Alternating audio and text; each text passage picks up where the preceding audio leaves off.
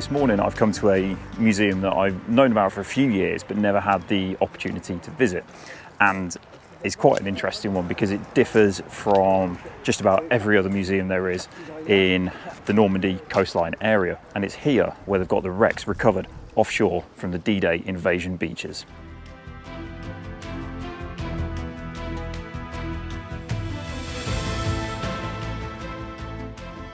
So I'm sure many of you, if you're watching this, you'll be familiar with the story of the 741st Tank Battalion and their disastrous morning on the 6th of June trying to get ashore at Omaha Beach. Sherman behind me here was one of the duplex drive Shermans, so they had the propellers on the rear and they would have a canvas screen around them to be able to float from their landing craft tank. So they would disembark landing craft tank and then propel themselves to shore, at which point they would then engage their normal drive and be able to operate like a tank, because essentially that's what they were. The duplex drive part was a bolt-on aspect.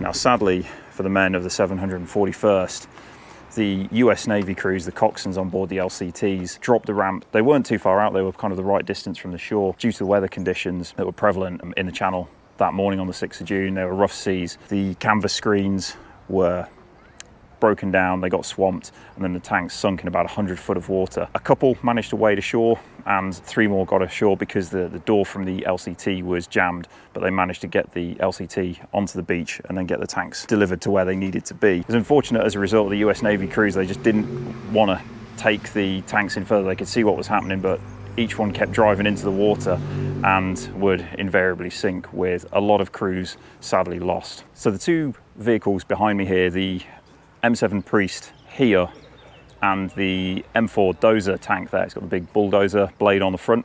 Some interesting stories as a result of these. Now, the M7 Priest, one of the surviving crew members, basically the ship was hit by a German shell, the craft that it was on sunk, but then when they recovered the wreck, when they found it in 1981, 1982 I think it was, they found this gentleman's personal effects completely preserved, and they were able to trace his whereabouts back through a letter that he had written prior to D-Day to his girlfriend. Found he was in North Carolina and was able to actually get back in touch with him, and he came back here back in the 80s and was able to share his experiences, which quite incredible and also quite poignant given the amount of crew on board that craft when it was hit by the German shell that sadly drowned as a result. And then this M4 Dozer behind me, when they recovered this wreck from a landing craft tank, there was also a trailer that was found, and that's in the museum, and I'll show you that in a minute. But according to the claim on the sign, at least, they said the trailer's still fully serviceable, bar needing a little bit of wood, but I'll show you that in a minute.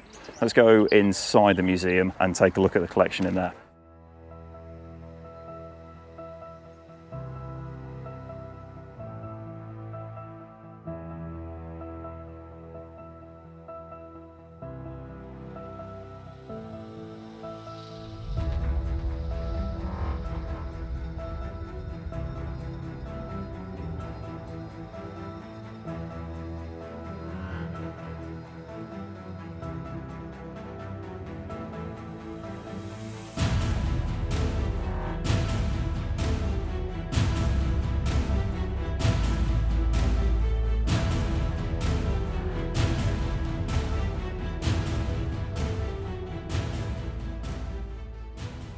This gentleman here was from the 58th Armoured Field Artillery Battalion. His name was John H. Glass, and he was the gentleman who was on board the craft that was hit and his M7 Priest sank. He was able to get ashore though, continued fighting and fought all the way for the Battle of Saint-Lô, then towards Bastogne, and then Germany finally before leaving the army.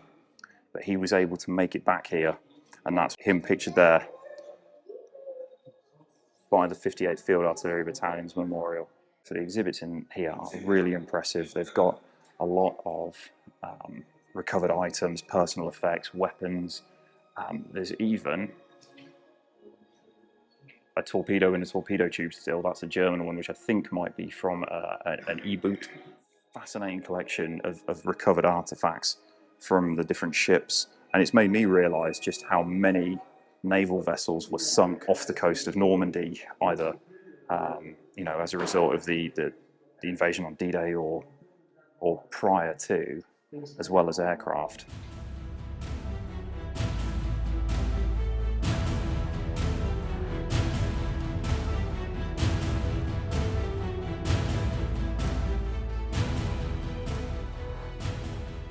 This is always a personal favourite of mine. We've got an Allison V710 from a P-38 Lightning that was recovered, and also a Junkers Umo 211 engine from a Heinkel 111. And again, I mean, considering it was recovered from the sea, I mean, in real terms, it's in remarkably good condition. You can still clearly identify it all, which is pretty incredible. This was the trailer that was recovered near the wreck where the M4 dozer was pulled out. I mean, you look at the condition of the rubber. I mean, it looks remarkably good, considering it was in the ocean for 38 years before it was dragged out. I mean, I don't know if it's quite fully serviceable, but it's still, you know, you can really tell exactly what it was. And there's a photo of it when they pulled it out from the sea. Absolutely incredible. So I hope you've enjoyed that.